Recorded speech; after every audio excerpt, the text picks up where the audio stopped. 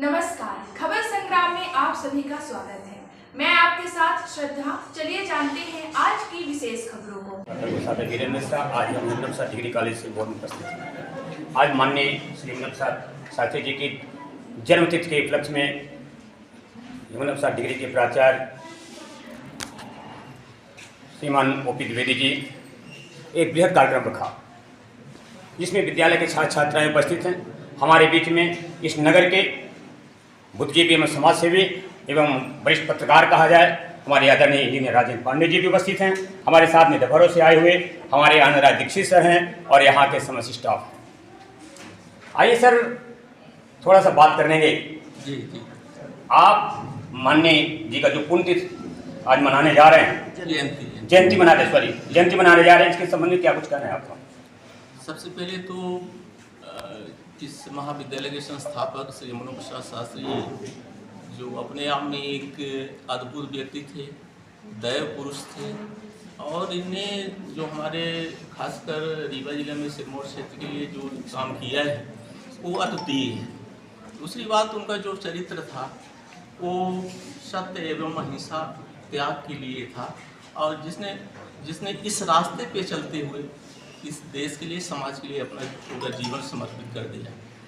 दूसरी चीज़ एक महत्वपूर्ण, इसलिए इस महाविद्यालय में जब हम लोग बैठे हैं उस संदर्भ में हम कहना चाह रहे हैं कि स्वयं में संस्कृत के प्रकांड विद्वान थे शास्त्री जी और अलीगढ़ विश्वविद्यालय से उन्हें गोल्ड मेडल मिला था। जो चीज़ अभी हमने भाषण में नहीं की, अपनी बात नहीं कह पाई थी, और 1962 में जब भारत चाइना का युद्ध होता है तो उन्हें वो गोल्ड मेडल इस देश के लिए दे दिया था, सरकार को दे दिया था। दूसरी चीज़, वो मूलभूत समस्या को जानते थे कि हमारे देश में, हमारे समाज में, हमारे गांव में कौन सी समस्या है और इसके लिए उन्होंने देखा कि यहाँ पर जो अकाल की विभीषिका है इसके कारण पूरे हमारे सिरमौर क्षेत्र में अकाल पड़ जाता है, लोग भूखे मरते हैं, इधर उधर घूमते हैं, भिक्षाटन करते हैं। तब उन्होंने बाण सागर परियोजना की नींव रखी 1977 में। और अभी जो पंडित जी ने कहा कि यही चचाई में जो उसका कार्यक्रम हुआ था और वहाँ पर एक पंजवानी जो सिंचाई विभाग का, कृषि एवं सिंचाई विभाग का सबसे बड़ा अधिकारी था और उस समय के जो कृषि मंत्री थे 1977 में सुरजीत सिंह बरनाला जी आए थे। और यहाँ की जो सरकार थी, मैं स्पष्ट कह देना चाहता हूँ क्योंकि वहाँ से पांडे जी भी जुड़े थे, यहाँ की सरकार नहीं चाहती थी कि बाण सागर परियोजना यहाँ पर बने, क्योंकि उस समय के जो वित्त मंत्री थे वो उनका क्षेत्र प्रभावित हो रहा था, रामनगर, देवरान नगर, और वो यहाँ की सरकार नहीं चाह रही थी। लेकिन दृढ़ संकल्प था शास्त्री जी के प्रति, इस क्षेत्र के प्रति, और उन्होंने सीधे उस समय के प्रधानमंत्री श्री मोरारजी देसाई से बात की और कहा कि मुझे तो उद्घाटन करवाना है आपसे। देसाई जी ने कहा कोई सरकार आए या ना आए, मुख्यमंत्री आए कि ना आए, वित्त मंत्री आए कि नहीं, आप कार्यक्रम बनाइए शास्त्री जी। वहाँ के जो सी थे उनको फ़ोन किया और बरनाला जी को कहा कि ये कार्यक्रम मुझे करना है देसाई जी ने। तो फिर यही सिंचाई में उसका कार्यक्रम हुआ और सबसे बड़ी बात थी कि उस कार्यक्रम की अध्यक्षता श्री यमुना प्रसाद शास्त्री जी ने की थी। इतना बेजोड़ व्यक्ति जिनकी प्रतिभा को उस समय के लोग जानते थे कि इतना प्रतिभाशाली व्यक्ति जो समाज और देश के लिए अपने शरीर को समर्पित कर दिया, तो निश्चित रूप से आज हमारे सबके सामने जो हमारे छात्र हैं, हमारे जो साथीगण हैं, एक मिसाल है। और मैं तो ये कहता हूँ कि हम लोग तो अगर उनकी एक धूल के एक कण के बराबर उनके संस्कारों को आत्मसात करें, उनके अनुकरण करें, तो इससे बड़ी उपलब्धि, इससे बड़ी सेवा जो है हम लोगों के लिए, देश के लिए कुछ नहीं होगी। और हम तो अपने आप को शास्त्री जी के चरणों की धूल के बराबर भी नहीं मानता हूँ, क्योंकि वो तो बहुत महान व्यक्ति हैं और उनके आदर्शों पर चलने के लिए हम बच्चों से आग्रह करते हैं कि वो प्रेरित हों। और इसीलिए हमने जो मार्गदर्शिका बनवाई है, हम वो जो वितरण कराते हैं, उसमें शास्त्री जी के जीवन चरित्रों को उभारा गया है, उनके किए हुए कार्यों को उभारा गया है, उसको पढ़े और उसको आत्मसात करें। जैसा कि सर शास्त्री जी ने आज के लिए अपने नेतृत्व का दान किया, उन्होंने शैक्षिक संस्थाओं के लिए, छात्रों के लिए भी एक संस्था की योजना लागू की। क्या उनके सपने, जिस उद्देश्य ने संस्था खोला, क्या उनके सपने साकार हो रहे हैं? बिल्कुल साकार हो रहे हैं। उनमें क्या कुछ करना? हाँ, इसलिए साकार हो रहे हैं कि आपसे हम ये बताएं कि मेरा जो महाविद्यालय है उन्हीं आदर्शों पर चल रहा है। अब भी हम सोचते हैं कि अगर हम कुछ गलत करेंगे तो निश्चित रूप से शास्त्री जी की आत्मा को ठेस पहुंचेगी और उन्हीं के चरित्रों पर हम चलने की कोशिश कर रहे हैं। मैंने पहले ही कहा कि उनके चरणों के धूल के बराबर मैं नहीं हूँ, लेकिन उनके आदर्शों पर चलने की कोशिश कर रहे हैं। आज भी मेरी ये कोशिश रहती है कि जो अनाथ बच्चे हैं, जो गरीब बच्चे हैं, 4-6 बच्चों को ड्रेस कोड लागू है, हम अपने पैसे अपने जेब से पैसा देते हैं, 4-6 बच्चों की फीस हम अपने जेब से भरते हैं, कोशिश में लगे हैं। हम तो पहले बता चुके हैं कि उनके बराबर उनके तो सर वर्तमान स्थिति में जो यहाँ की छात्र संख्या है कितने हैं और आपकी स्टाफ कितने हैं? हमारा स्टाफ लगभग 13 अति विद्वान है, लगभग स्कूल मिला के 16 टीचर हैं और पूरा स्टाफ जो मिला के 30 लोग हैं।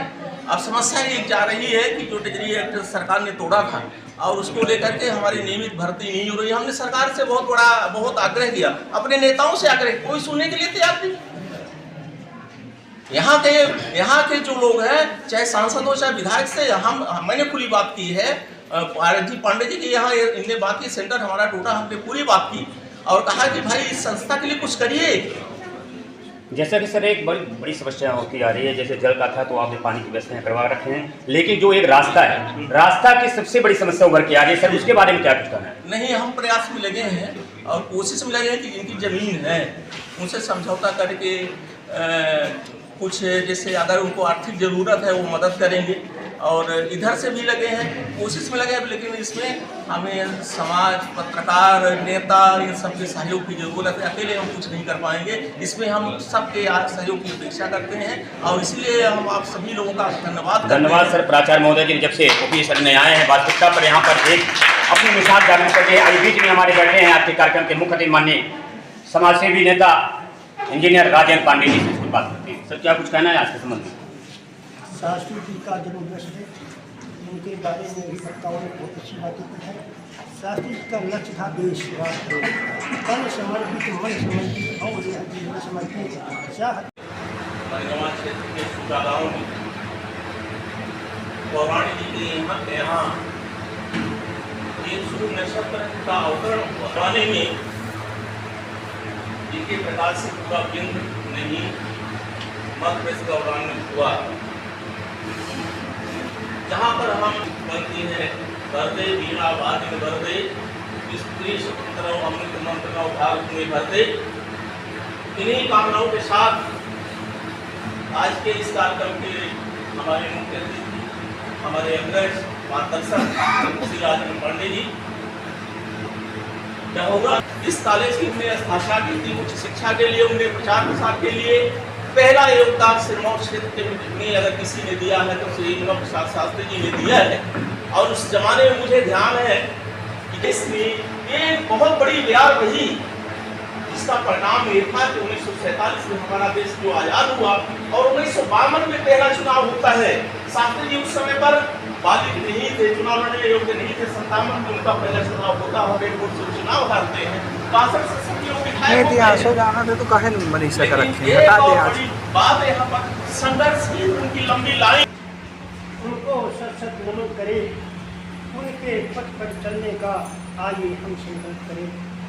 तुम ही सत हो, तुम ही चित हो, तुम ही आनंद धारा हो, तुम्हारे दिव्य चरणों में नमन सतवार मेरा हो।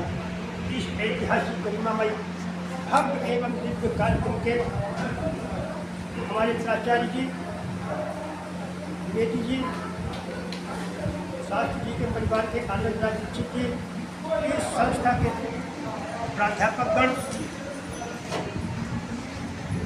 लक्ष्मी बाई जी, हमारे प्राचार्य महोदय जी बहुत अच्छी बात कर रहे थे। आज के नेता प्रसाद जी के जाने के बाद अनशन प्रदर्शन समाप्त हो गए। आज के नेता चाहे सांसद हो, विधायक हो, वो सीमित लाइन पर चल रहे हैं, लेकिन शास्त्री जी एक ऐसे व्यक्ति थे जो लाइन को तोड़कर लाइन बनाकर चलते थे।